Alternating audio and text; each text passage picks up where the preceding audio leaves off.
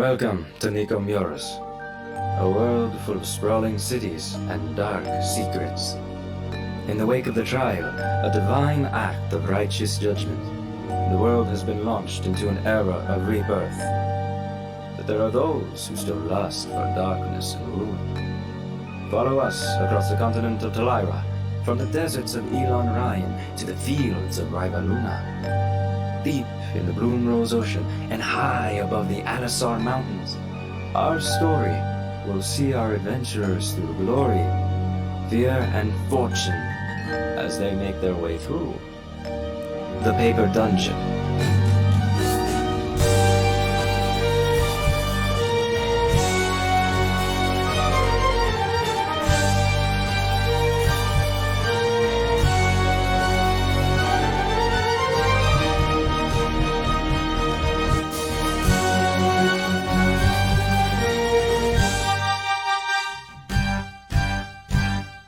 Awesome.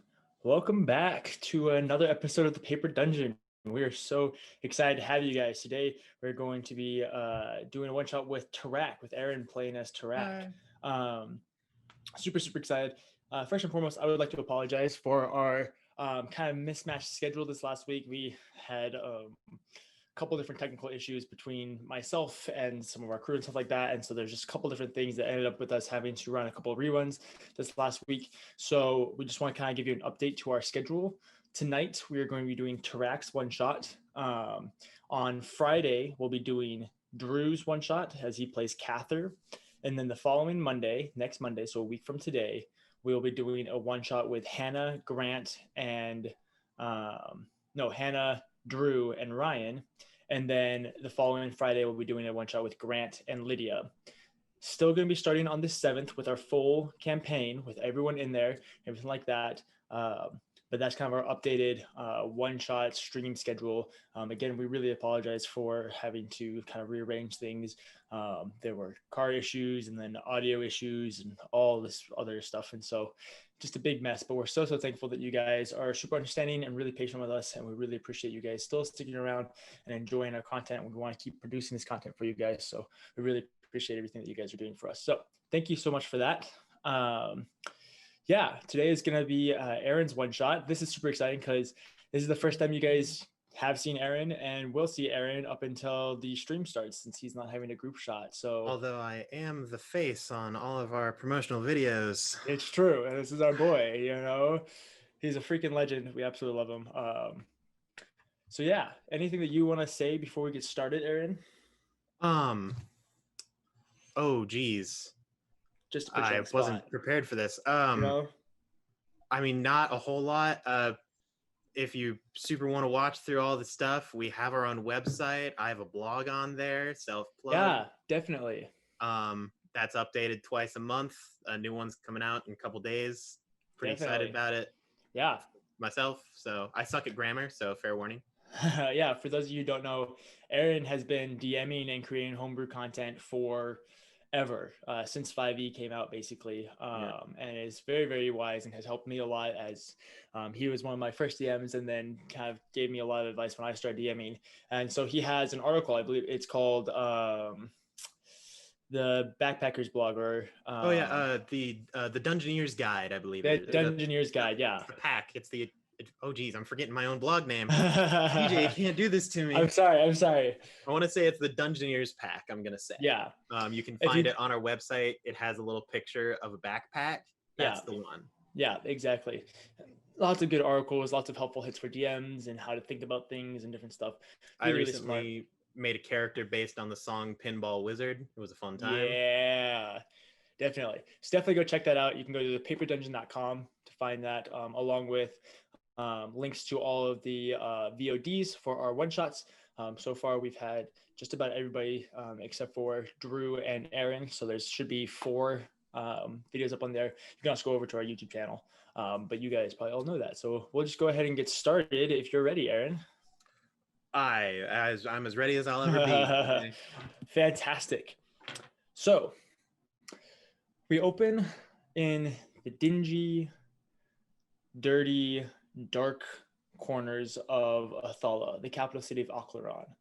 you have been here for a few days as you recently got transferred to Athala from a prison in Tas Estra, several miles southeast of Athala, where you got picked up for and imprisoned, because you're an orc and people don't like orcs and they're very, Yes. very hateful towards you. And so they immediately assumed that you were doing some petty crime or terrible things, and you were picked up and put in jail and then moved to Athala, where they have some better prisons for you. As you've been listening to the guards, you have come to learn that you are in what's called the Gloom Ward. As you approached Athala, you could see that it was a city built into basically a giant cave in the side of a mountain, with a large exterior wall that goes out and around the outer banks of the cave. And then there's 4 tiers to it that build up into the cave, with the city perfectly half of the way into the cave and half the way out.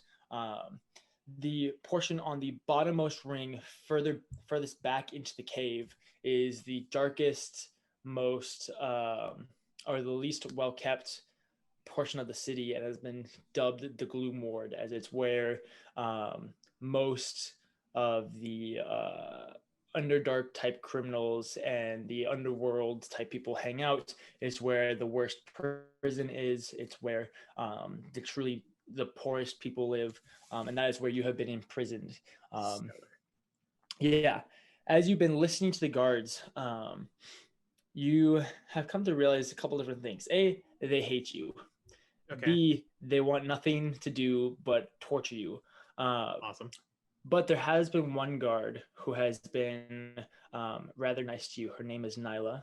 And she has been every once in a while feeding you some extra food, getting you an extra biscuit. She'll usually, if she's the one tasked with standing with you and guarding you, she'll usually have conversation with you. And you've really come to enjoy when Nyla is there, as she is one of the few people that's actually kind to you and seems to see past the fact that you are an orc. And so we open here. It's dim, it's dark. There's one little window in your cell, barred window, that just ever so faint bits of lights come through. It's already dark in the Gloom Ward, and now you're basically beneath the street with one little gate that is on the street level that allows for light to come in. It also allows for a lot of the sewage to come in and any water or drainage. So you've learned to stay away from it, as you don't want to get dumped on, basically. But you have come to reside in one corner in this dark, dingy, dirty cell of this stone-walled cell with one kind of prison cell. Like in Avatar: The Last Airbender, when Uncle Iroh is imprisoned, it looks exactly like that. That's kind of the prison. I start doing some sit-ups hanging from the upper bar. Exactly. Down. Yeah. Just get jacked so you can bust your way out. Sorry, spoilers for Avatar: The Last Airbender. If you know, you know. I mean, he escapes from jail. What? He's the coolest character in the show. What? You're the worst, anyway. DJ. Sorry. So yeah, you are in this cell. It's rather cold, and you're just kind of sitting there by yourself. Awesome. Am I like manacled or like chained to the floor, or am I just free roaming in this cage? You're free to roam in the cell. You can see in front of you, towards where the entrance to this cell space is, there is one guard that usually stands just to the right of the entrance. You remember from when you were taken in, there's a large hallway that goes through, and there's probably about 4 of these cells along it, and each one has one man guard in front of it at a time. You don't know who's currently standing there. A lot of times the guards don't even come in unless they want to throw a cold bucket of water on you, or maybe possibly feed you the food that they're supposed to give you. You've kind of discovered that it's sporadic, the food that you get, and it doesn't really go on a schedule like you would hope. So in reality, it just feels like home. Yeah, it's kind of true. The food's a little better, actually.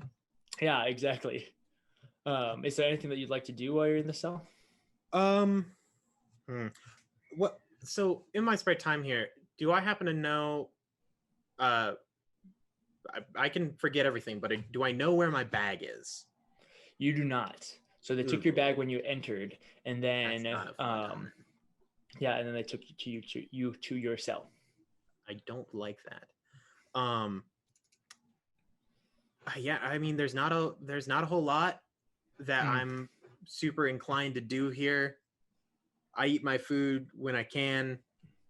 I don't even have anyone to pray to, so I'll just kind of chill.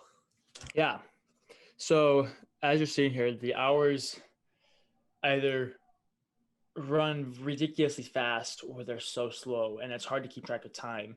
But one of the ways that you have learned to keep track of time is through the rotation of guards. You know, the guards stay on for 6-hour shifts.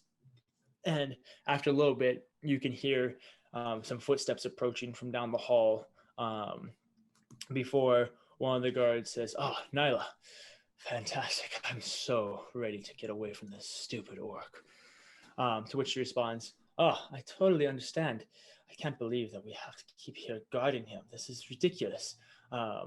And the first guard goes, "Ah, well, I see that you have brought me an extra snack. I appreciate it." And it sounds like he takes something or begins to take something from Nyla before she goes, this is for me. You should have brought your own food.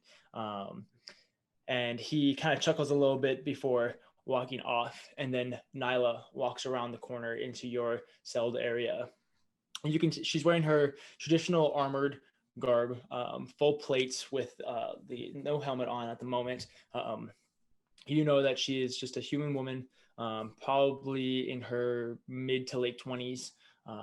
She has pretty tan skin with brown eyes and long black hair. And she comes in and she goes, "Good morning." Good morning, Nyla. "I brought you an extra biscuit this time. I hope you enjoy it." And she slides your tray underneath the cell. There's a little portion in the bottom of the cell that is designed for a tray to slide through, and she slides the tray through. "I thank you, but I don't want you risking your time here." "Oh, it's not a big deal. Nobody cares. The guards take extra food all the time." Thank you. "So I actually had a question to ask you. My sister, Mary, is curious about seeing you. I've told her that there's an orc here in town, and she was actually wanting to swing by. So I thought I'd let you know. She's gonna stop by the grate. I showed her which one is your cell. So she might come by and say hello. Just try and be nice, I suppose." I would appreciate the company. "Yeah. Well, I will get back to my post." And she leaves the tray and then goes back around before standing like she normally does. After a while, you finish off your food. It's fairly decent compared to what you're used to having. It's actually pretty good. Gourmet. Yeah, compared to like traditional human food, it's like the worst. It's basically pig slop. But yeah, you're just like, yo, there's a carrot in here. What the heck? This is awesome. This might have at one point in time been cooked. Yeah, exactly. It's not raw meat and like literal roots that you pulled out of the ground. At least these ones are washed, supposedly. And you go through and you eat all of this before eventually there's a small shadow that goes over your window. Hello? I know that there isn't a whole lot of light, but I make sure to turn so that the scarred side of my face is away from the grate. Yeah. Nice. And I kind of give a side-eyed look up very slowly. And I say, would you be Nyla's sister? Is that who came calling? I'm Mary. Mary? You're really big. Well, for your people, I suppose. I'm actually much smaller than most of my brethren. Really? That's so crazy, because you're how tall are you? I've never measured. Oh, well, I am 4'3". three quarters actually. Well, that's very impressive. Thank you. I tried very hard. How old does Mary seem? She looks to be probably about 12 or so. Gotcha. Okay. Yeah, not like super old, but not also super young either. Yeah, probably around early to mid teenagers, something along there. Gotcha. Well, is there anything that you have to ask, or any questions, or are you just looking for strange company? I like talking to some of the prisoners. They usually have good stories. Nyla tells me about the fun ones that she enjoys talking to. You're by far her favorite. She talks about you the most. Well, I appreciate your sister as well. It's rare to find such good company here. Yeah, a lot of times the people that they put here are really kind of scary. They have a lot of really big tattoos across their faces, or they're like missing teeth or something. But not you. You look nice, except that you're kind of gray, which is a little interesting. But that's fine, I suppose. I do laugh to myself internally. And I say, has your sister ever told you not to talk to strangers? Yeah, she tells me that all the time. As much as I won't hurt you, it's not for sure that others won't. That's okay. Nobody likes to hurt a little girl.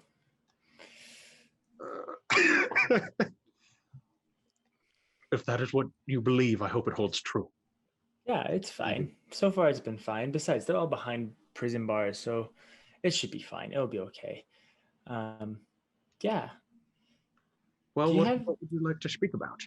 Well, I was actually kind of wondering what's it like in your homeland, right? You're not from Oclaron. Down in the crimson seas of sand, eh? Past the mountains of Alisar. It's not great. It's dry. Very, very dry. Which is surprising due to the fact that it's next to the sea, but it's all sand, dead, barren. Very little wildlife. Now the mountains, those are a different story. Have you ever heard of the Alisar Mountains? Yeah, that's where we get a lot of our Vistrusium. Yes, but it has far more interesting things than that, like perhaps the people that inhabit them. Have you heard of the Alisar Dwarfs? Yeah, the ones that mine the Vistrusium. What about them? They're just dwarves. Ah, just dwarves, you say? Don't you know that all good spirits live in the mountains? What do you mean, good spirits? The souls of the dead. If they're that have passed.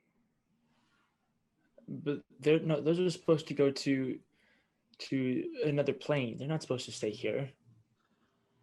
Another plane, the mountains. What do you think is the mist at the top? Oh, so you're telling me mist holds dead people? Something along those lines. It is more like mist gathers around where souls do. It is your eyes trying to tell you that there are things there that you can't see. Now, the Alisar Dwarves, though, they can see them. They've lived there for so long that they can not only see them, they can reach out and touch them. They can talk to them. They can trap them. Whoa, that's really cool. Indeed. If you ever see a dwarf that has a beard full of gold and jewels and rings that bind it, it isn't just binding their beard. No. It is binding the souls of their ancestors so they won't leave them. They protect them in battle. I wonder if my parents are in one of those jewels. Doubtful, but you never know. If you were to head to the Alisar Mountains, you might be able to find them. Maybe find someone to speak to them for you. Whoa, that's really cool. Don't go running off alone now. No. I'll get Nyla to take me. She likes taking me on trips. Well, they're a beautiful, beautiful place. They're terrifying people, but very, very kind. Okay. Cool. Well, I should go, but thanks for the story. I really appreciate that. I'm gonna get Nyla to take me. That'll be really fun. Not at all, thank you. And if you ever have need of another story, I have many. Okay, all right, bye. And she kind of like scampers off. Yeah, over the next couple of weeks, Mary stops by a few more times, and you continue to tell her stories and really help educate her on just different parts of the world, especially where you're from, being from the Crimson Wastes and depicting the destruction that is there, and telling them about the Alisar Mountains and stuff like that. And you've talked to Nyla on a couple occasions, and she really begins to appreciate it, to the point that she begins asking you about the Alisar Mountains and what they're like, as that's not a place that she's ever been. And it's not really promoted as a place to be visited, normally just because the Alisar Dwarves are a strange folk compared to some of the other inhabitants of the world. They're very, very resourceful, and the minerals that they mine in the Alisar Mountains are very important to many societies, but they're not usually a people group that is like, hey, you should come visit us or come invade our home. It's not a vacation destination. Exactly, 100%. But you managed to strike their interest over the Alisar Dwarves and stuff like that. And after a couple of weeks go by, not even just a couple of weeks, but as about 1 week goes by, there goes a few days that Mary doesn't come to visit you, and Nyla, it doesn't work. And it's just long enough that it's kind of abnormal, as Mary was visiting you basically every other day, and she hasn't visited you in what would be 2 sessions, quote unquote. Just enough to cause you a little bit of concern. And you're sitting there in your cell thinking about it when you can hear footsteps coming up, and a couple of guards begin talking. And as they're speaking, you can hear them mentioning a couple different things. You hear one of them talk about how it's really unfortunate that Nyla isn't able to come into work because her sister is sick now. They also talk about how they think that the sickness could have been caused by you. You just being here and your very presence is causing people to get sick. And they then mention that they're very excited for the fact that a team of Alisar Dwarves are actually coming here to Athala to pick you up and take you back to the Crimson Wastes. That's not good.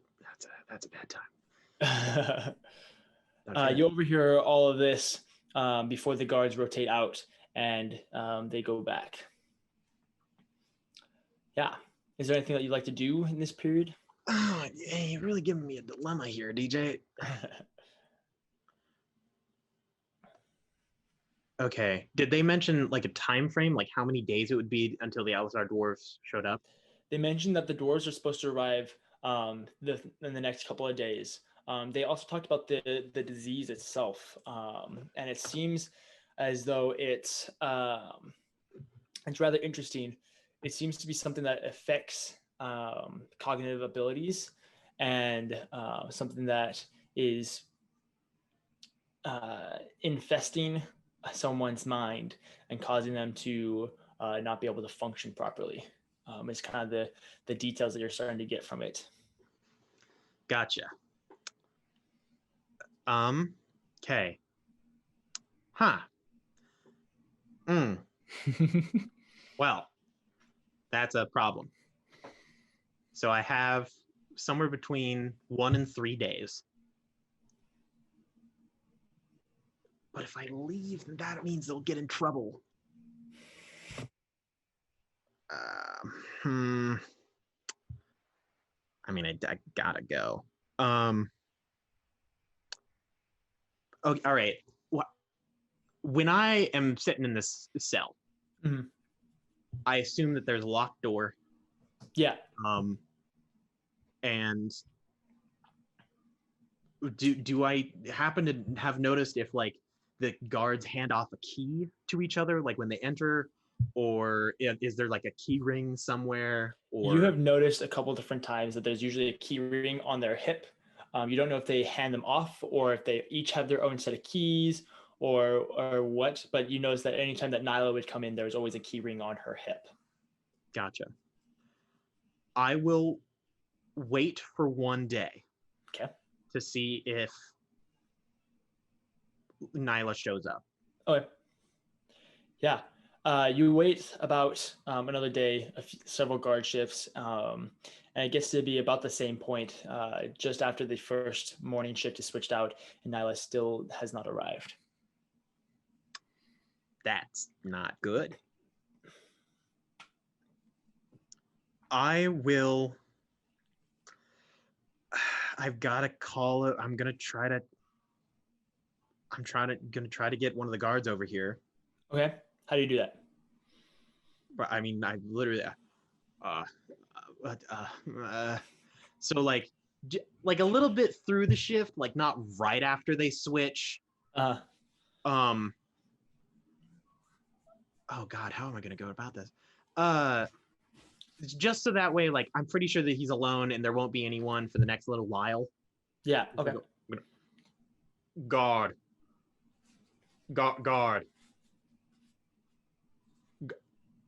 God, help. What do you want? I need help. A terrible disease has afflicted me. Good. You should die in there. But the dwarves, they're coming to take me. It would be a shame for you if I was dead. They would not be happy. Roll a persuasion check. I know charisma's your greatest score.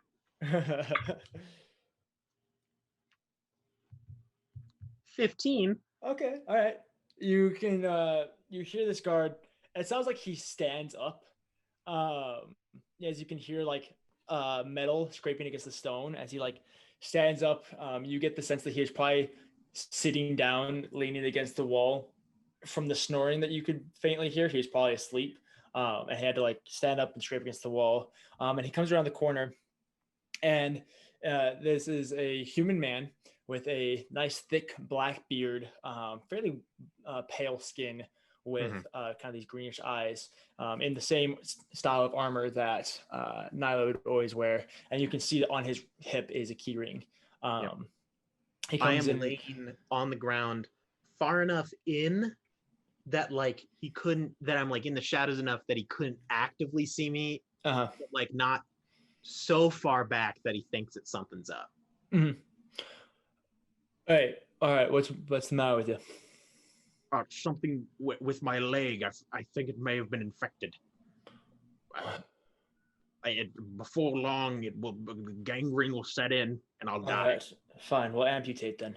And you can see he pulls out just a section of cloth, and he wraps it around his face and ties it so it's covering his nose and mouth, and takes out the key, puts in the key, opens the door, closes it, locks it, and then pulls out what is basically a short sword, and kind of starts walking over towards you, looking at your leg. When he gets within 10 feet, okay, I will use my... Okay, I'm not sure if I can do this. Okay. So as an orc, I have a feature called aggressive. Okay, yeah. That allows me as a bonus action to dash as long as I end up closer to someone than I was. Okay. Can I use my bonus action to stand up using that dash? Yeah, I can see that. Okay. I'll real quick, like lying prone, gets within 10 feet. Stand up, walk forward 5, and I'm just gonna try to grapple him real quick. Okay. I'll give you a surprise round. So we'll say that was your bonus action for the surprise round. This will be your action. Go ahead and roll contesting athletics. What'd you get? Natural 20. Ooh! That'll be a 24. Yeah, you definitely defeat this guy's natural 4. So quicker than this guy has seen an orc move, really ever. He hasn't seen a whole lot of orcs. Actually, he hasn't ever seen an orc. You're the first. He doesn't like you.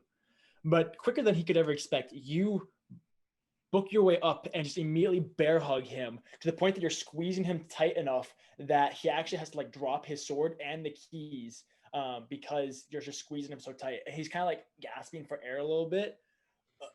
I lean in real close and I say, please forgive me for this, but I have to do this, or if I don't, an innocent girl will die. Now tell me, where is my bag and the rest of my equipment? I've released like a little bit so he can breathe. You filthy beast, you can go die. That's not answering the question. I squeeze a little harder. I unsqueeze. You can see he's like trying to like lean down or reach for the sword or like I just something along his leg. kind of like shuffle a little bit away. He like slaps kind of at your sides before finally I'm just yeah. Do I think he's gonna calm down at all? Can I animal handle him? I'm like shh. Go ahead and roll an insight check just to kind of see how he's feeling. Determine the conviction of this guard. That'll be a 12. Yeah, he seems like he's struggling. Okay. And hasn't really shown a sign of wanting to comply. Gotcha. I lean in close again. I squeeze tighter. I go, listen to me right now. I have the ability to break you right now, and I'm choosing not to do so. Please understand, I don't want this. You don't want this. Tell me what I need to know, and I will be back within the hour. I swear it on my life. Your life means nothing.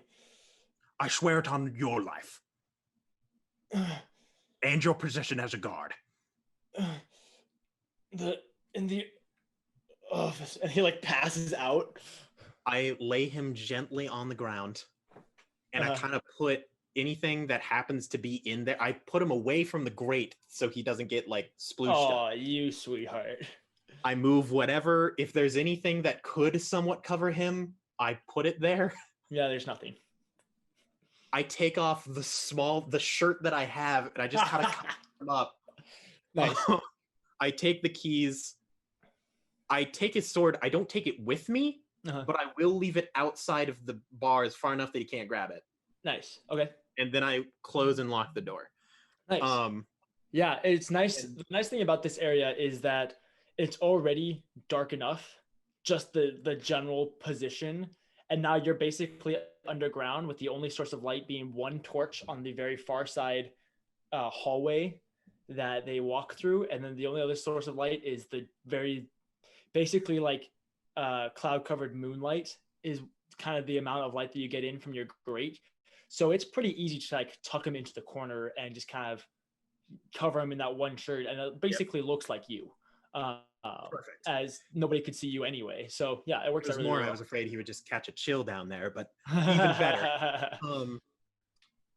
I'm going to, you see, I've realized multiple problems with this plan after I'm out of the cage. One of which is not only do I not know where the office is, but I also don't know where Nyla is. So we're going to cross these bridges when we come to them. First bridge now, I'm going to go down the hallway, look for the office. Okay. Yeah. So you stealthily if I can. Yeah, you stick your head out this entrance to your cell room is what I'm going to call it, because it's a room that has your cell in it. It's not like there's several cells in it. So your cell room. And you look down left, and it looks like there's a dead end to your left with two more of these cell entrance doors that you can see. You look out right, and you can see there's one more entrance and then a curved hall, or a turns left down another hall. Okay. I'll go down the farther one, the non-dead end. Okay, yeah. You go down that, and you make your way left, and you can see there's another row of these cells where there's two. It looks like there's 5 entrances along the right side of this hallway that you've gone down. 2 that have torches in front of them, and then one that actually has a good bit of light coming out of it. The center, I should say this, the 2 that have torches are on either side of the one that has that good bit of light coming out. Okay, so the one with a good bit of light. Do I hear any noises coming from either of these areas? You don't hear any noises. You do note that there are 2 guards in this hall. There's one standing in front of the very far cell, and then there's one standing in the cell just next to him, and they're both on the far side of that one middle source. Does that make sense? Yes. Okay. Well, shoot. This is really not in my skill set. All right, so there was another entrance to a cell, right? Like before I go into this hallway? Yeah. I'm gonna real quick look in that door. Okay, there's currently nobody in that cell. Perfect. Yeah, you were the only prisoner on this half of the prison. And there were cells farther down from where mine was. Yeah. Okay. So what it looks like to you, I don't know if you can see this, but you were over here on this side of the prison. You were right there with one more cell, and then it turned, this is opposite because of the camera, but then it turned left technically, and then there's 1, 2, 3, 4 cells with what looks like a hallway, and on these 2 cells there's guards. So can I try to if I could slip past those guards, that would be preferable down the open hallway. Mm-hmm. Do they appear to be asleep as my guard was? There's one that he has what looks like a spear that he's kind of like leaning against. And then the other one actually has like a little ball that he's bouncing across the hall. Excellent. We're just going to depend on sheer chance for this one. Okay. I'm just going to quickly but nonchalantly just walk into the hallway. Just walk. Okay. I'm just going to whoop, whoop, just silent as a mouse. Okay, roll a stealth check. But like, if they just happen to see me out of the corner of their eye, they're like, it's just someone walking. Yeah. It's not stellar. How about a 9? Oh, that might do it. Let me double check something. Is DJ rolling bad today? Maybe. Is it happening?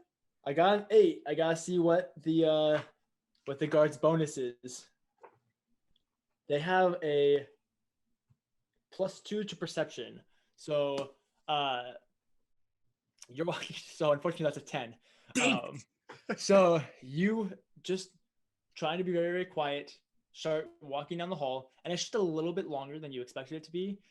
You're like hoping that it'd be like, 15 feet to the hallway when really it's more like 30. So you're like nonchalant walking before you realize that this is a little too far. So you like pick up your pace just a little bit, at which point the one guard with the ball like looks over at you and goes, "Hey, who is that?" And starts making his way over towards you. It's very, very dark in here. You get the feeling that he can't quite tell who you are yet. Oh, excellent. I try to the best of my ability to remember what that man sounded like that guarded my cell. Yeah. Tarak's not good at this. This is not the Tarak move. It's not an orc move in general. We're more of like this ain't how I was trained to roll. But I'll go, I was the guard who was covering that orc's cell. He's asleep, so I'm deciding to get something to eat. Don't tell anyone. I just keep walking. Yeah. I don't stop. Okay. I just keep going. Roll a deception check. Yeah. Hey, that's a 15. You know what? Yeah. That's an okay DC. That's good. Yeah, no, that's perfect. The guard kind of looks at you, and he had taken like a step towards you, and he goes, "All right, Phil, you do you, I guess," and then goes back to chucking his ball. I don't chance it with any more words. I just keep going. You make your way, and you can see that this more lit staircase hallway is actually a staircase that leads up towards what you would assume is a ground floor level. And you get up. You stop just before the entrance, so you can peek your head out. And you can see now that there are 3 rooms. There's one that looks like it has a closed door, and then there are two open archways that you can see. The two open archways are to your left, and then the one closed door room is to your right. I also realize that this is maybe my only chance to do this. So I'm going to have to gosh dang risk it for the biscuit. I go back down the hallway. Okay. But I don't turn the corner, but I do go real quick. I don't mean to bother you, but do you happen to remember where Nyla lives? I was planning on paying her a visit after my shift ended. I feel real bad for her and her girl and her sister, you know. I think she lives a couple blocks west, just around the corner. She doesn't live very far. That's right. I can't believe I forgot that. Thank you. All right. Go get some food, I guess, man. Already gone. Yeah. Cool. So back up. Could you? Sorry, I was distracted with remembering that I needed to find out where Nyla lived. What is at the top of this staircase? Yeah. So it's a hallway that has one closed door. Like you pop your head up, and there's kind of in front of you. There's two open archways out to your left, and one closed door to your right. And I was told to go to the office. I've never been in an office before. That's right. I'm going to walk up to the closed door if there's no one in this hallway. Yeah, there's no one in the just hallway. crack it open just a little. Okay. You can see in there, it's a pretty large room. And there, you open the door just a little bit, which opens inwards, which allows you to see the left side of the room. And you can see that there's a large section of cubbies in there that have, it looks like the bottom section has some tattered clothes, a few mismatched weapons, and then you can see in the corner is your bag and your sword. And then above it, you can see there looks like different guards' clothes, a lot much more put together clothing in there. Okay. In the cubbies. But that's just the left side. You don't know what else is in I there. really silently, I close the door Uh-huh. and I get ready to run back down the stairs and I knock. Okay. Just to hear if anyone makes any noise. Yeah. Roll a perception check.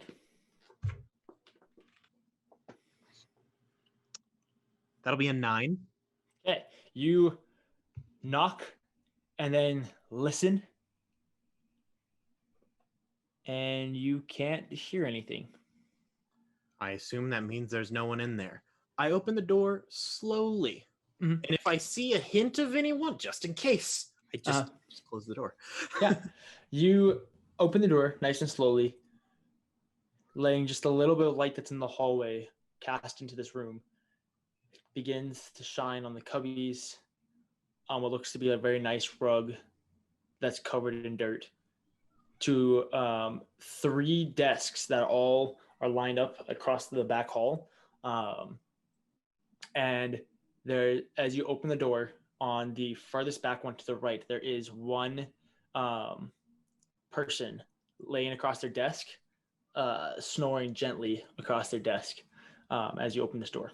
Okay, I'm gonna walk in. Mm-hmm. I'm going to just close the door, just real quietly there. Yeah. And I'm just gonna walk over to my bag, real silent, like I'm just gonna pick it up. I'm gonna walk back across the room. Okay.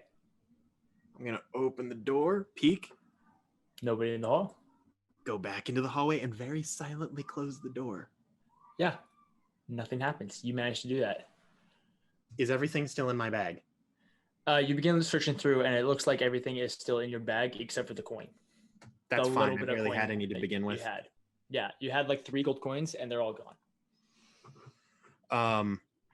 And the compartment in the bottom hasn't been messed with at all? Nope. Excellent. I will attempt to make my way out of this prison. I throw my bag on my back, and proceed down the hallway to the 2 arches. Do I happen to remember how I got in here? Or was I like? Yeah, a little bit. That was a good while ago. Just roll a history check for me, just to see how well you remember it. That was probably about 3 weeks. 4? Yeah. You think that you might remember passing these 2 archways? Maybe. Okay. Odds left. I take the left arch. Nice. You go into the left arch. Roll a d4 for me. I would love nothing more than to do this. 2. So you go into the left arch, and so it's interesting because the arches go in and then the hallways go out that way, for both the left and the right. And you go into the left one, go what would be left, around the corner. You can see that there's 6 cots that are stacked 3 by 3 on either side, and there's currently one woman asleep on one of the cots, and another woman who's currently getting dressed and is half naked. Go back down the hallway. I'm out. Yeah. 1 second. What? I'm assuming you're being stealthy, right? I would love to be. Yeah. Go ahead and roll a stealth check. I'm not stellar at the whole. Yep, that's gonna be a 6. Yeah. So you walk in around the corner, and you guys come face to face as she like looks up and sees you, and you look down at her as she's like putting on pants, and you guys like share a moment for a second, and then she goes, Sorry, wrong turn. I'm new here. Hey, I'm just gonna go. Shayla, wake up, Shayla. And she like walking, starts going. I'm speed walking. Yeah. So you just ditch. You don't know what Sorry. happens. Sorry. Didn't intend for this. You can hear kind of a thud as you go back, and you go back out the hall. Which way would you like to go? So the way that I went the first time, to the right arch. So yeah, just to clarify, so there's the stairs in the middle, and then to your right is one door in that face opposing wall. There's one door that was the office, and then there's the 2 arches over there, and it still continues on either side, but there are those 2 arches right there. I don't know if I explained that. Oh, in that case, yeah, I don't go down either of the arches. Yeah. I just go down the continuation of the hallway. Okay, going down left? Yes. Past the arches? Yes. Okay, yeah. Arches, so I'm assuming mean barracks. Yes. Now, I understand this. So you go boogieing it down this hallway. Like I said, you can hear that one thud from what you assume is whoever this other guard was that just got down. And so you're like speed walking it down, and then you come around the corner, and you can see there is one large gate that currently has the metal gate up. There's like one large arch that has what would be like metal bars that go beneath it, and currently the bars are up. Yeah, I just go. If cool. That seems like an out to me. Yeah, you book it down the hall and then take the corner, and there are 2 guards, 2 sentries on either side of the opposing on the outside gate, but you kind of book it out into what is a slightly better lit portion of the city. You can see this is now a large hall, basically, probably about 70 to 100 feet, varying in depth, that goes back, and it is gross and dingy, and there's sewage all over, and there's dirty people, many homeless people. There's makeshift shacks. This is what you remember being referred to as the Gloom Ward. This is where you have been stationed, not where you've been stationed, but where you were imprisoned. And so you kind of vaguely remember this. Yeah. Do I know where the entrance to the big cavern is? To the big cavern? Yeah. Like where half the city is. Yeah, you remember that you you were originally brought up in like one of those prison carts, you know, the ones that are like drawn with the cage in the back, and you were pulled in and went into the front gate of the city, and then taken around to the very back side of the city, which took probably about 4 hours to do as you went around the back side to the Gloom Ward before you were put in here. So you know that like the entrance to the city to Athala is on the opposite side of the city. Okay. And that would be which direction on a compass? Either way, it's a circle. I want to go west. Okay, so you know that west would be left for you because you're facing north. I will take a hard left, hustle down whatever blocks are. Yeah. It's interesting because blocks are kind of they're hard to describe, but basically as you're going, you're figuring out that the housing here is basically in 4 rows. And so you come out of the prison, which is against the very inside wall. And then you realize that there's a row of housing that goes along the inside wall. There's 2 in the middle and then 1 across the outside wall. And these blocks are made up of vertical roads that allow you to go around to the next one. And so every block basically creates a grid system so you can access these inner rings of housing. Gotcha. So yeah, you make it over 2 blocks before you can see there's it's all kind of the same dingy place with dirty housing, shambles. There's thatch roofs that have holes in them. There's makeshift brick houses that are crumbling. There's a lot of like soot and ash around here and a lot of just dirt. It's even though you can see kind of, if you were to look up, you can see that there is light out past the cave. And there's even a source of light in the very center of the cave.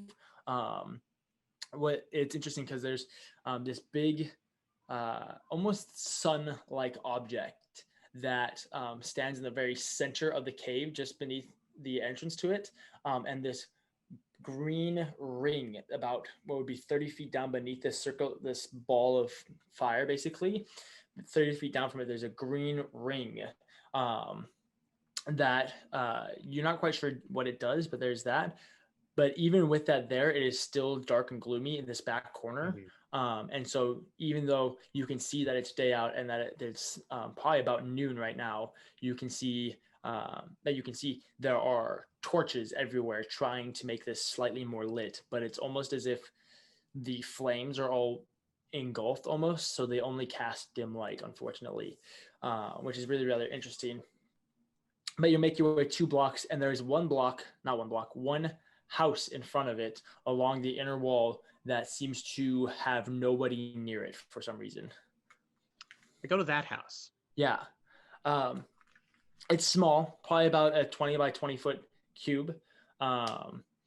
And you go up to it and you can see inside there's no panes on the window. There's just the cross beams, and you can see what looks like Mary laying across the bed on the inside.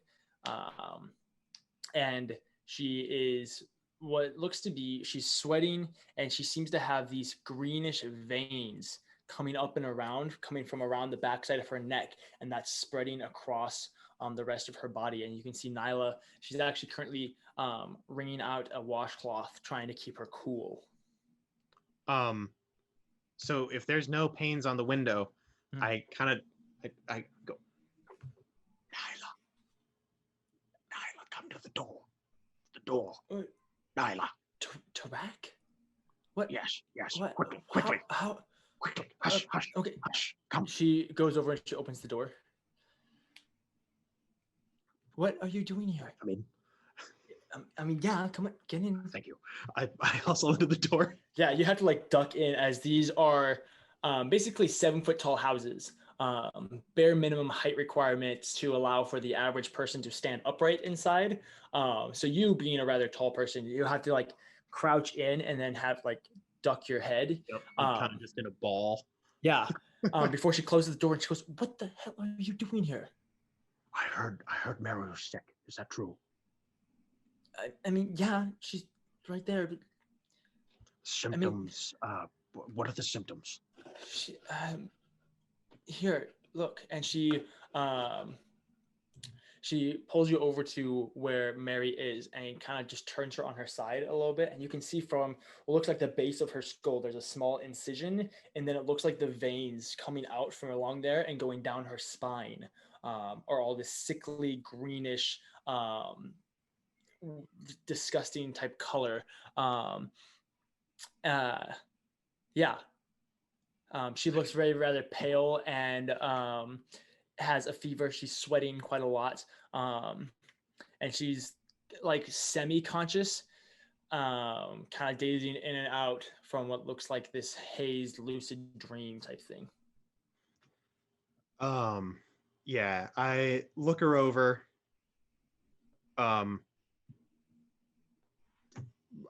My face pales.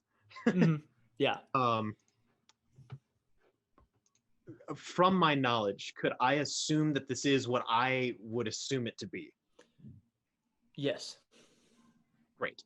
Not great, but great. I turn to her, I say, Nyla, how long has she been like this? This is day 4.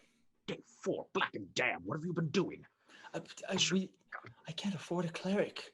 I can't do Cleric anything. wouldn't be able to do anything about this anyway. How did this happen? Who did you come across?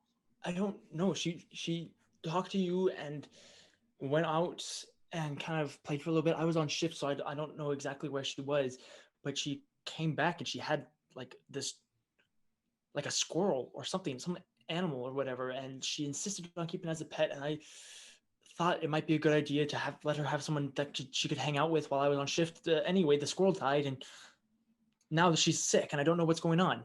That's bad. How steady are your hands? Steady. What do you need? I can do it. I can do it. What do you need? Have you ever been to war, Nyla? Have you ever actually fought something? No. Okay. I don't suppose you happen to be a doctor in your spare time? No. Do you know anyone who is a doctor that you trust explicitly? Do you know a pickpocket? Yeah. And if you trust them, bring them here. I need someone who can handle a knife. Okay. All right, I'll be right back. And you can see that she goes up the door, and she actually grabs the sash that goes over her armor. You can see that it has it's a kind of a maroon sash that has a golden symbol of what looks like a hydra with 3 heads. The hydra kind of like curls around, and then the heads curl back. It's all in a circle, and the middle head is currently breathing fire, is what the symbol is. And so she throws that sash on, grabs a ring of keys, and then books it down. At which point Mary is just kind of tossing and turning, still sweating, and in general just not feeling very good, obviously. I will go through, I'll keep putting the rag and like trying to chill the fever. I'm also going to attempt to find if there's like an oil lamp or even just like a large candle. I doubt that she would have it, but if I could find some kind of pincers, that would be handy. And a small sharp knife. Okay. You find the knife pretty easily. It's sitting there with the rest of her armor. You can see that she has a short sword and a knife that sits there with her armor. And so you find the knife pretty easily.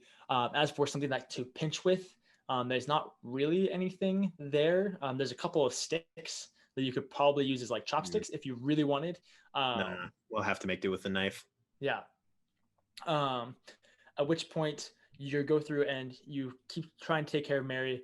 You kind of keep her on her side so you can keep monitoring the incision and the wound. And you notice now there's a good amount of like pus and liquid kind of oozing out of it now. I'll start boiling a small pot of water. Okay. I'll start cleaning the area, disinfecting it best that I can. Yeah. Doing stuff like that. Okay. You know, doctor things. Yeah, sterilizing everything. Yep. You also you run the knife through the flame a couple of times, get it nice and hot. And after about 10 minutes, Nyla comes back with a very spindly dude.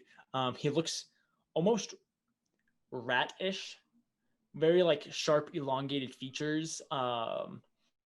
Kind of this greasy black hair, and he's in manacles right now. And she's like dragging him in by the manacles, and closes the door. And she goes, "Okay, we have like 15 minutes before I have to get him back to this prison. But this is Marcus. He is one of the best pickpockets in the Gloom Ward, and we managed to get him a couple days ago. And I promised him that I would get him a lot of extra food if he helped us out real quick, and that he would get to sit outside his cell for a little bit. So he's gonna help us." Excellent. It'll be done in 10. Perfect. Unmanacle him. I put my hand on his shoulder. Yeah. I look him in the eye. He is a small man, probably about 5'2", very thin, 5'2", not a rather intimidating person at all. Greasy hair, has like brown, almost like black, beady eyes. You can see there's a little bit of acne like up and around his cheeks and stuff like that, with like thin little whiskers of facial hair. And he gets unmanacled and he looks up at you and goes, "Yeah, what's up?" I look him in the eye and say, "Marcus." "Yeah." "A spark. If you try to run, I will strike you down. If you do not listen to me, I will strike you down, and I am a peaceful man. Okay. Right now, I need your hands. You know how to wield a knife." "Do I know how to wield a knife?" And he grabs the knife and starts like, almost as if it was a butterfly knife, he just starts like twirling it in his hands. "Great, stop that Yeah. now. Okay. Sorry. What we're about to do is very dangerous and could end up with very negative consequences.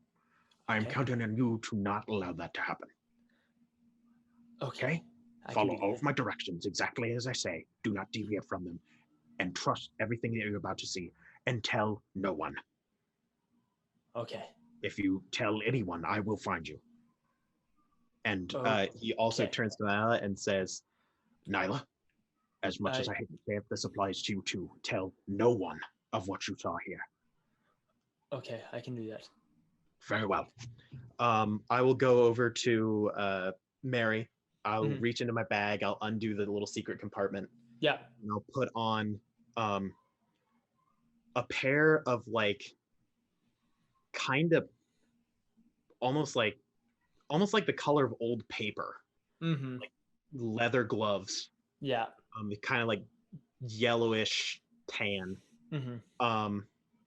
That are like very finely stitched. Yeah. And perfectly fit. Yeah. And I will kind of kneel down by Mary and put my hands not on her but next to like where the puncture is. Yeah. And I'll start to just chant very slow words that aren't Orcish. It's more of like just a whispering. It almost can't even be made out. Just a very quiet like. Gritando. Like. Yeah, you know, definitely. And I will spend 10 minutes to speak to this Mary disease. Yeah. As I do, the veins begin to slowly kind of just sink in. The green doesn't disappear, but it shrinks a little. Yeah. And at the end of the 10 minutes, I say, "Marcus. Yeah. This is your time now." "Okay, I'm ready. What do you need?" "Right there. I need you to make an incision, roughly an inch long, and maybe an eighth of an inch deep." Okay. And he goes over and he puts his hand on her neck, and just drags the knife ever so gently. Let me roll a sleight of hand check for him. I will assist if I can. Okay. Yeah, he got a 15. So he slowly drags it down, creating just about that. It's probably a little bit deeper than it needed to be, but it's about that inch long. That's why I told him the eighth. I'll say, "All right, now, deep within this wound, there is a creature. It is maybe only the size of a sewing needle. Okay. It is currently entwined in some very difficult places. I take my thumbs and I kind of just spread open the cut just enough so that we could see like the head of it, give or take. Yeah. And You I say, can I need you see. to very carefully, very slowly take it out. It is asleep now. And just as you are when you are asleep, your hand is loose. You need to not move quickly.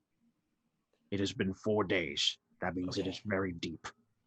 Take it out very, very slowly. Yeah. Okay. I can do that. And as Marcus begins to reach in towards what looks like, yeah, you're right. It's fairly sizable at this point, probably about 3 inches long. This almost black and green shrimp-like creature with almost a Cthulhu-esque head with like different little appendages that all reach around, and you can see that they're all wrapped in and through and weaving their way through what looks like tissue and possibly the brain stem and different portions of this organ as it's been kind of buried itself in. It looks like it's embedded itself in some of this tissue. And as Marcus goes in to begin removing this, we're going to actually take our break. So yeah, we'll be back in about 10 minutes or so. Definitely stay tuned to see what Tarak can manage to accomplish here. But yeah, we'll be back in just a little bit. We're back.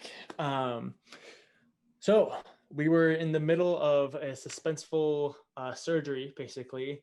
Tarak guiding the way for this rogue that he had met in the last 10 minutes named Marcus, who we're hoping is steady enough with this knife to manage to excavate or extract or remove, whatever word you'd like, this parasite of a creature, this black and green shrimp-like creature with tentacle appendages across the front of its face that is currently weaved and embedded itself in the tissue at the base of her skull, possibly even into the brainstem.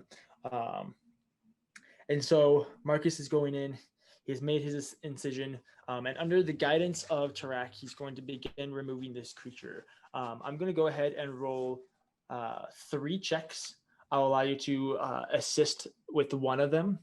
So we will go with that. I would like to assist with the bad one. Okay, this is check number 1. Would you like to assist with this one? No. Okay. Don't fail me now, DJ. Okay. Let me just add this sleight of hand. Where's what I'm looking for?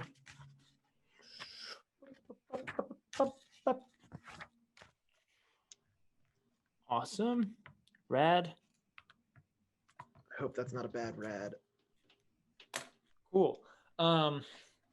So he begins going in and starts trying to remove this creature from the brainstem, and he's going in and he's trying to get one of these tentacles loose, and it's just kind of not budging quite as much as he'd like, and he starts pushing just a little bit too far, and you go in to like tell him to back off just a little bit, and he pushes just a little too far and cuts into the brainstem just a little bit before you actually like grab his hand and pull it back. She's gonna take Say, ooh, lucky duck. Gods, Marcus. What are you trying to kill her? I'm sorry. That's just that wasn't getting free. I was just trying to move it. Put my hand on her forehead and I'll say Mikog and heal her for 3 hit points. Nice.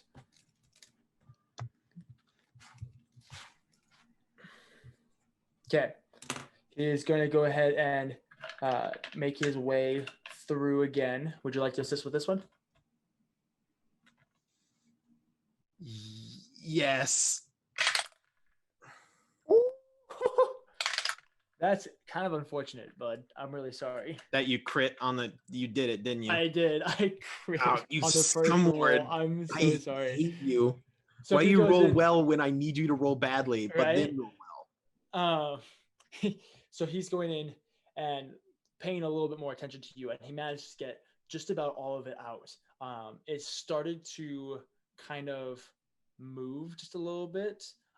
Possibly this parasite could be beginning to wake up as it's been bothered quite a lot.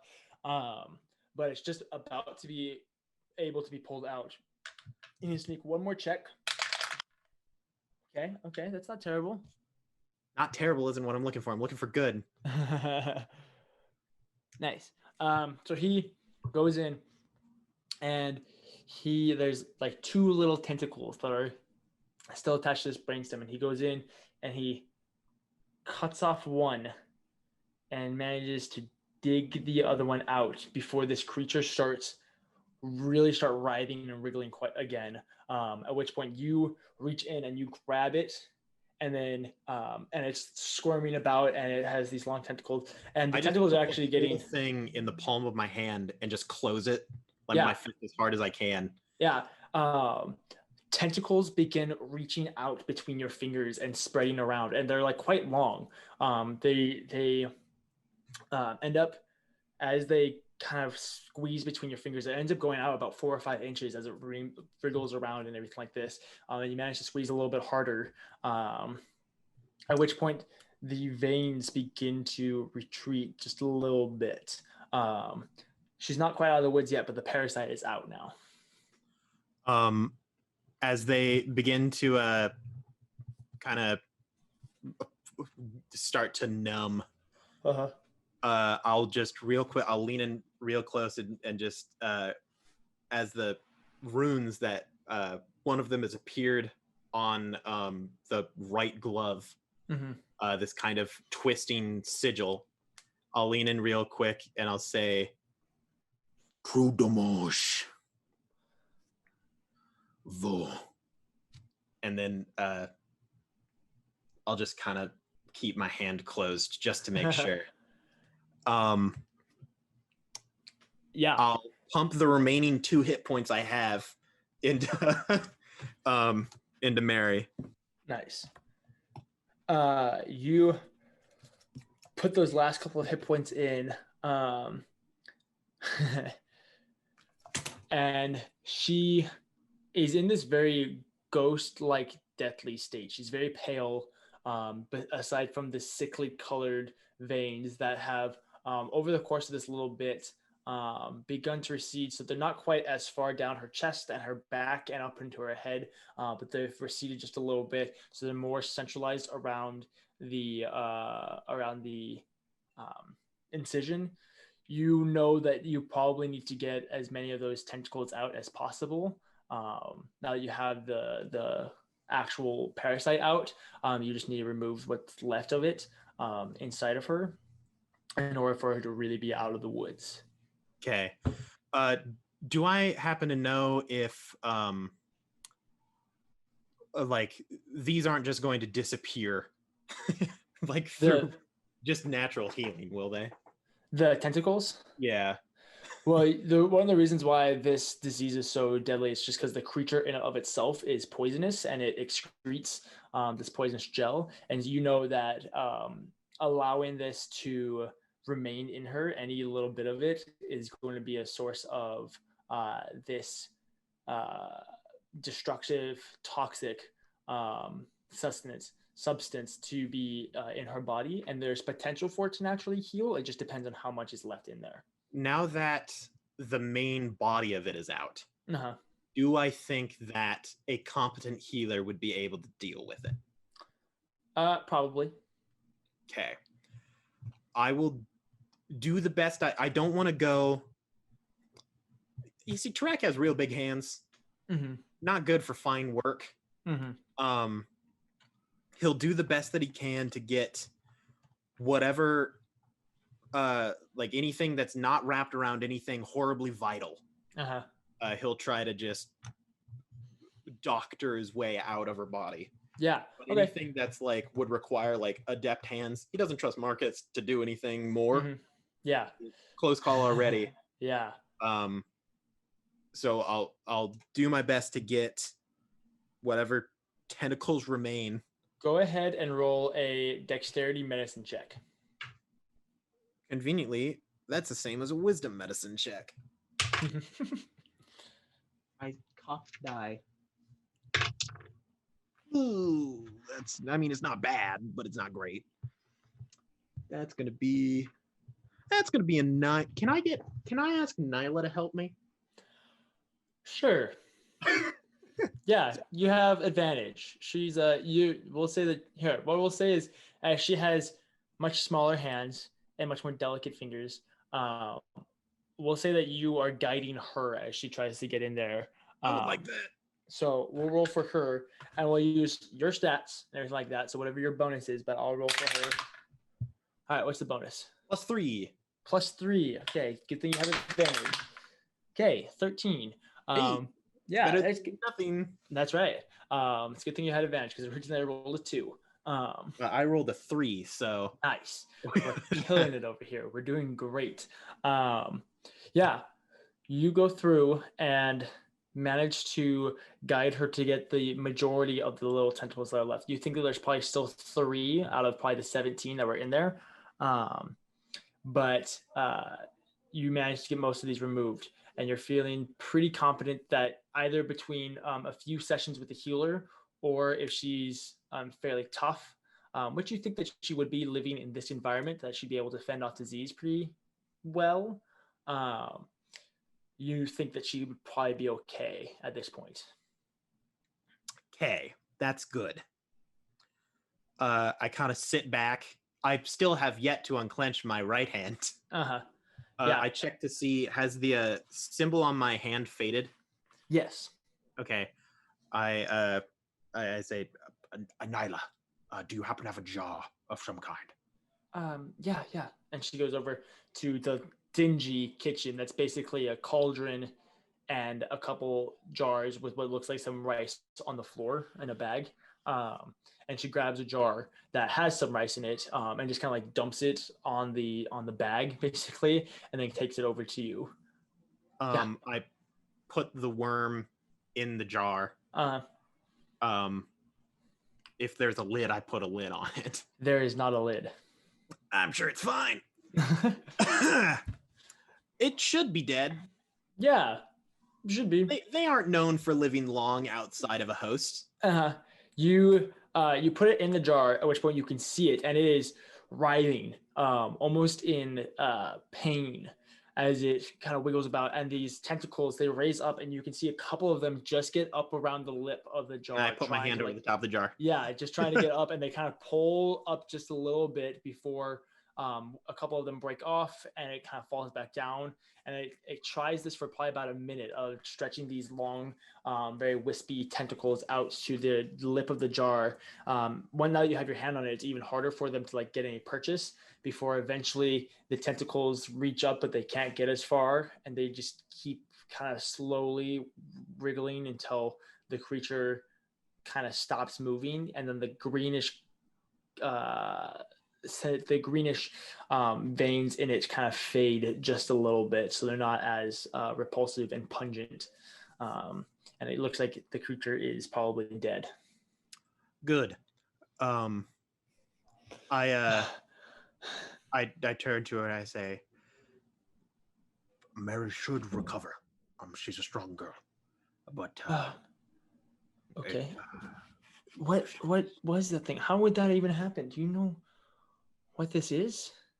I know what it is. I don't know how it happened. The implications are not good. What we have here is called a true dommage in the orc tongue. It translates to brainworm. Its story is long, but I begin to take off my white gloves and put them back into my bag. Mm-hmm. The story goes that long ago, true dommage is a very old disease that has been in the orc way for a long time. Mind melders from below were found in the red wastes, the crimson wastes, and the orcs killed them, but they left these. They grow in stagnant pools of pus and disgusting, terrible environments. How any Harold was found so far away from an orc camp. Concerned. This isn't. You said that it was an animal, a small animal. This is an what it orc disease. You're Yes. the only orc here. This. Thank you so much, Tarak, but I need you to leave, please. As you wish. I'm sorry. I need you to leave. And she like starts ushering you out, and like shoves the jar kind of in your chest and almost aggressively like shuffles you out. And she doesn't even like care about Marcus. She like shoves him out too. Before she put a hand on Marcus. Which is good because he, as soon as he got out the door, he started to walk the opposite direction. Yeah, I just grabbed the collar. Oh, come on, man. I say, Marcus, all due respect, shut up. I turn to the door and I say, I'm sorry, Nyla, but Go please, away. very well, but do not tell anyone of what you saw, please, as my last request. and I will walk back to the jail with Marcus in tow. Okay. So you walk back, hauling Marcus, and earlier you were kind of jogging and running and trying to find this hurt Nyla's house. Now that you're walking, you can see that you're getting a lot of odd looks, and a lot of people are noticing you. Nobody's necessarily saying anything, as this is like the sketchiest part of town. This is literally the ghetto of Athala.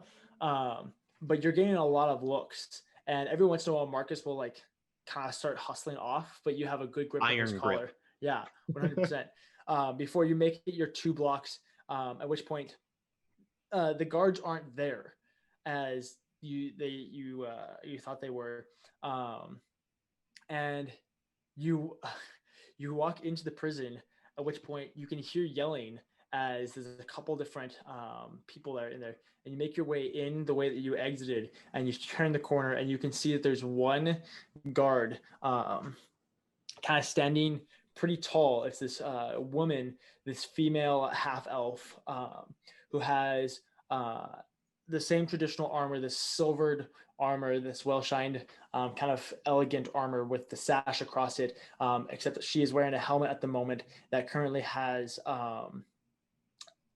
almost, you can imagine like winged helmets. She kind of almost has that, except instead of them being wings, they're like Hydra heads that are breathing fire almost. And she has that, and she's standing above the box, and she looked like she was barking orders when you came around the corner, at which point she sees you and goes, "Gods, seize them." At which point the 3 or 4 guards that are in front of her that were receiving orders turn around and all kind of rush you, grabbing you at different points and grabbing Marcus at different points.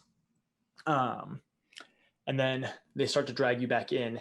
This woman, this half-elven woman, comes up to you. She goes, "Why are you here?"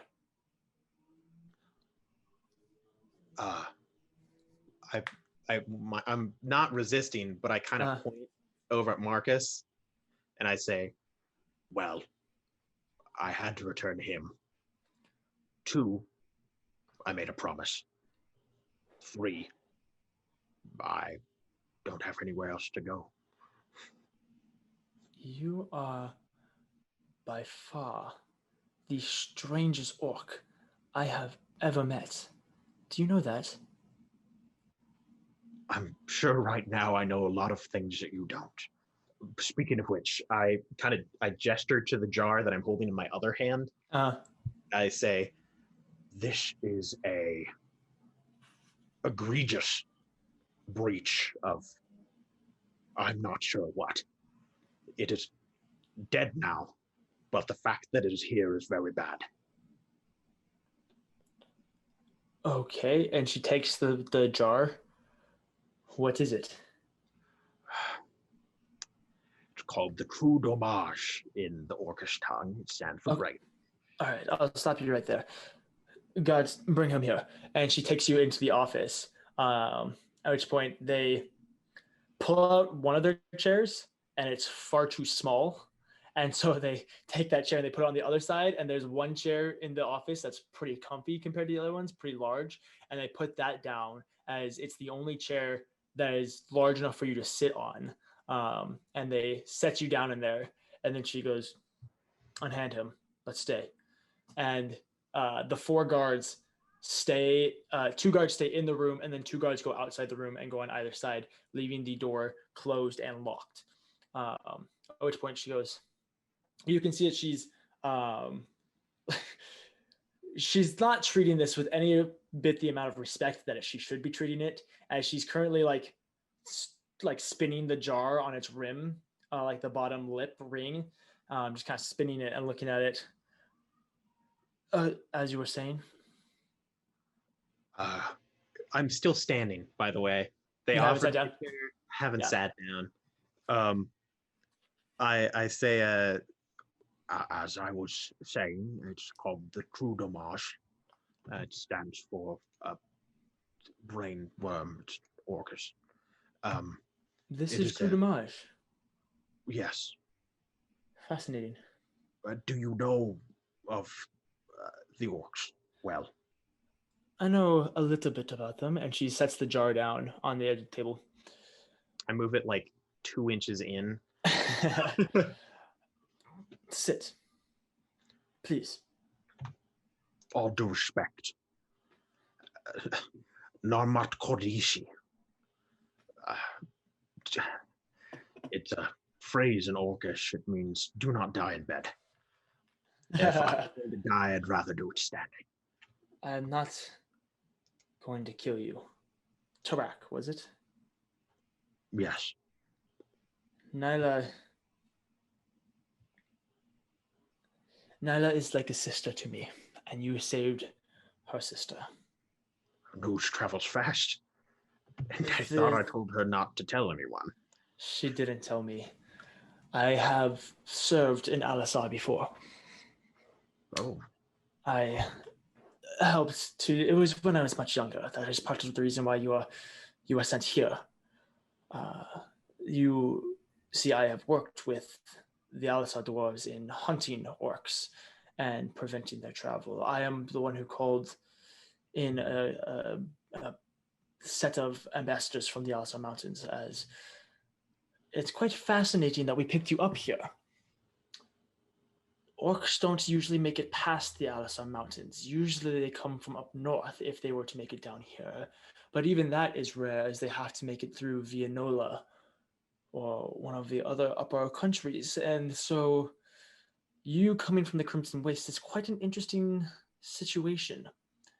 And I'm sure that the Alisar Dwarves would be very interested to know how you got through their range. I will decline to explain at the moment. But to sum it up, I had some help from a friend. But that's beside the point. If the True Dommage is here, that means that the Orcs can't be far. I don't know of any other creatures that could... Do you even know how difficult it is to keep these things alive?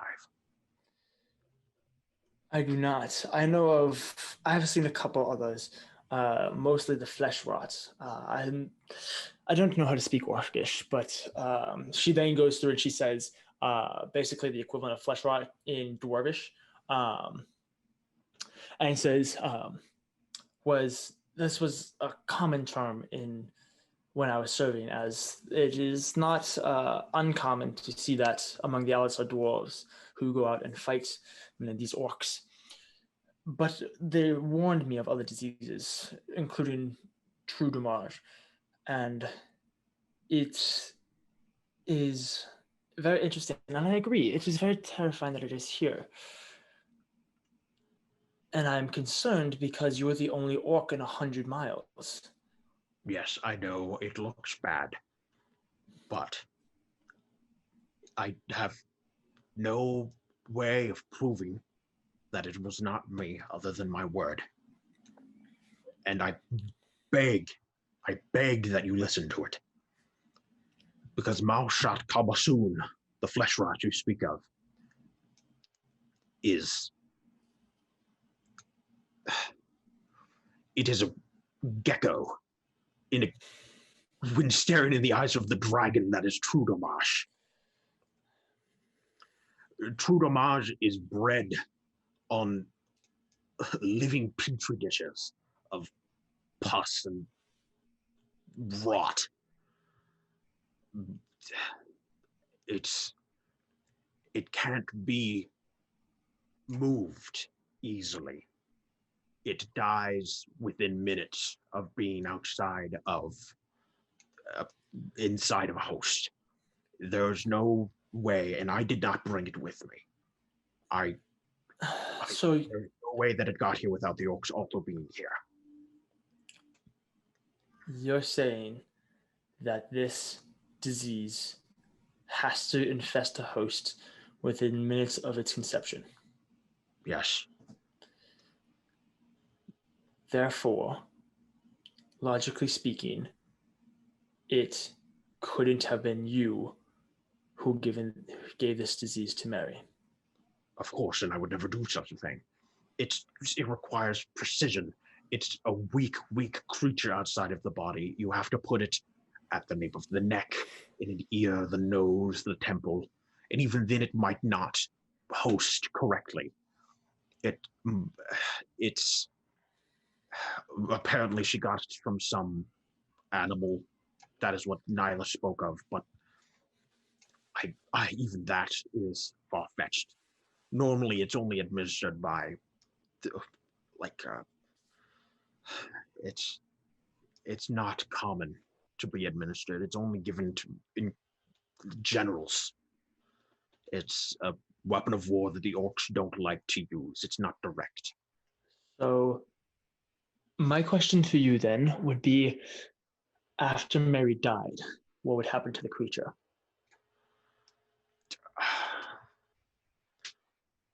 Normally it dies along with it, or it continues living inside the corpse for as long as the corpse has the fluids necessary to sustain it. Can it reproduce? It's bred. It can only be produced by the orcs. It's almost a ritual. It's bred inside of there are orcs called Jotris's Chosen.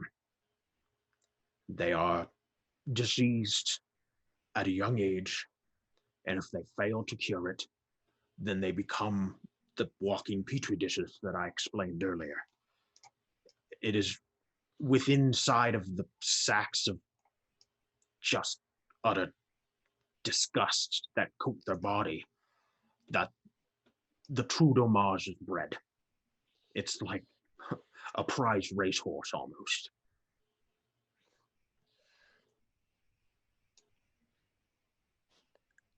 Fascinating. This is all very concerning, and it doesn't help me decide what to do with you. The dwarves are supposed to arrive tomorrow, and they're expecting to take an orc home with them to torture and to question. But the little that I have seen of you shows you helping a dear friend of mine. And so I am torn. At which point she waves, and the two guards that are inside the office with you exit, and they leave, closing and locking the door behind them. Would you please sit as a sign of good faith? I do sit very slowly. Mm-hmm. At which point she takes out her knife and she just sets it on the table in front of you. I look at it. This is a very, very simple weapon. Not complicated at all, but put in the hands of someone who knows what they are doing can cause much damage. It is fragile, it is small, it is not a weapon used to kill many, but a few. And it reminds me of true damage. When put in the hands of someone who knows what they are doing, it can cause a lot of damage. And you know what you are doing, clearly, as the one who can remove it. But logic tells me that it can't have been you who provided this. So logically speaking, someone else had to do it. The people that grow the true damage are almost never the ones to actually use it. As I said, it is a weapon of war that the orcs do not prefer. The only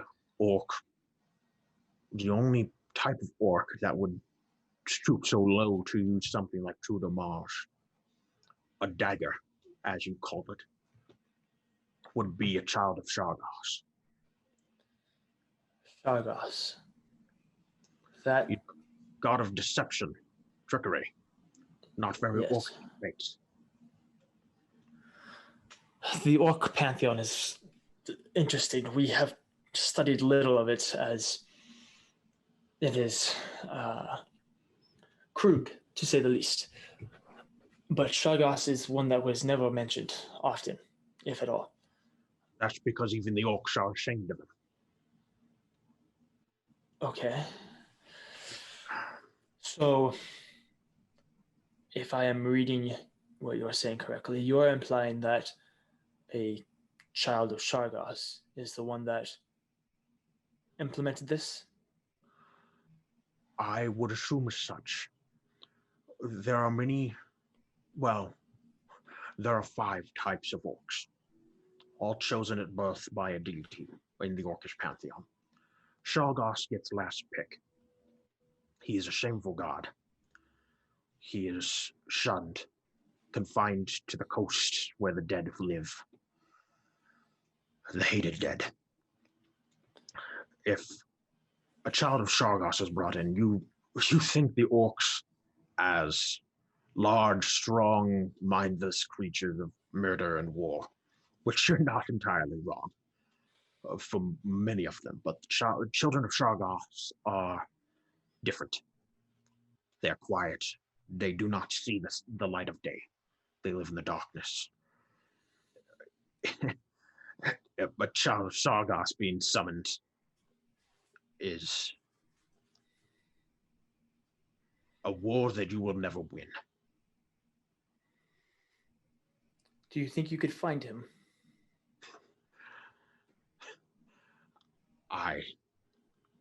If he was the worst child of Shargos ever, there was always a chance. It would not be easy. The darkness loved them. Tarak, I'm going to let you go. What? You were arrested on conditions of being an orc, and that is the only crime that you committed. And you broke yourself out of prison to help a dear friend of mine and save her sister before returning yourself to that prison. Oh, that reminds me. There's a kind fellow currently unconscious in my cell. Here's the key. I was supposed to get him out roughly 5 minutes ago. Oh, I'm sure he's fine. I'm sure it's quite damp down there. All right. And she stands up, opens the door, go to Tarak's cell and release whatever idiot is that was on post. At which point she closes the door and returns. I'm going to let you go. But I will allow the Alisar Dwarfs to hunt you. I will give you 1 day head start to either disappear into the city and find this child of Shargos, or to run and hope that you can make it as far as you can wherever you are trying to go. This is my thanks for helping my friend. Could I ask you a question? Yes. I assume I know the answer, but could I guess that you would much rather I find the child of Shargas? I would very much prefer that over you leaving. At least that is productive for Athala and her people. I don't know what your plan was when you left the Crimson Wastes. I don't know where you were going, but you were here. And I am very much one who believes in destiny. And you are here when an orcish disease arrived and possibly killed someone very dear to me. Also, on that note, if you could bring a healer to Mary as quickly as possible, that would be very much encouraged. She is not out of the woods yet, as you people say. Yeah, it is the expression we use. Yes, I can do that. Well, do you have any other questions? You said that you didn't study the orcs much. How much of them do you know? I know the basic war tactics. I know that the Crimson Waste is a broken wasteland of tribal leaders fighting for power over other tribes, and they have yet to be unified. I do fear that if they were to unify, that they could produce a strong enough army that would be of concern, but the Alisar Dwarves, part of their tactics is to prevent that and to break up these tribes and keep them spread apart. So that is the basics of what I know, basic war tactics in fighting orcs, not much about their culture. So you do not know about the 5 different types, the chosen?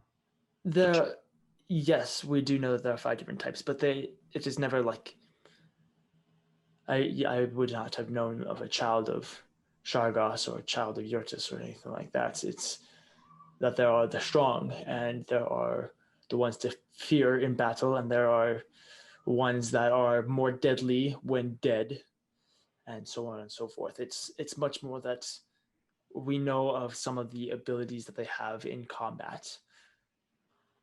In that case, I recommend you read up quickly. You are not wrong. If the orcs were to get together and unify, it would not be an army of sizable force. It would be unstoppable. You think that you know how to fight wars. You're wrong. You and your people would die. Even if you were to defeat them, if you were to wipe the orcs off the face of the planet, you would still not win. I tell you this now so you don't get any dumb ideas. I have been around for a little while, but I do appreciate the advice. A good general always takes in at least some advice. I will do my research. Perhaps reach out to the Alisar Dwarves and see if they know more. I was only there for a couple of weeks before I was brought back. Yes, learn from them. They know us more than most. But it was not advice. It was a warning. So please take it to heart. Thank you. Enough. Can I take my sword with me? I suppose. And she goes and she grabs her sword. She actually grabs a cloak as well. Something large enough to fit over your frame. And she goes, "Here's your sword. And here, take this. This will help keep you hidden as you travel, at least in the Gloom Ward, where it is dark. Try to stay to the shadows." Also, I had some other items just laying around when I came here. Were those gotten rid of?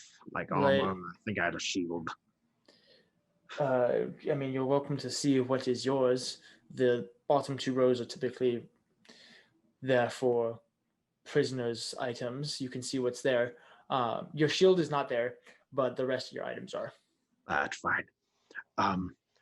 Thank you. And I will do everything in my power to find whatever orc planted this.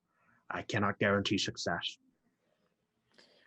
But would you mind telling the Alisar Dwarfs that if they find me, which they eventually will, that all they have to do is call out my name, and I will lay down my weapons and go with them. I will let them know that. If you find anything, or if you need any help with this child, my name is General Kala Varar. Just come back to the prison and say that you're looking for me.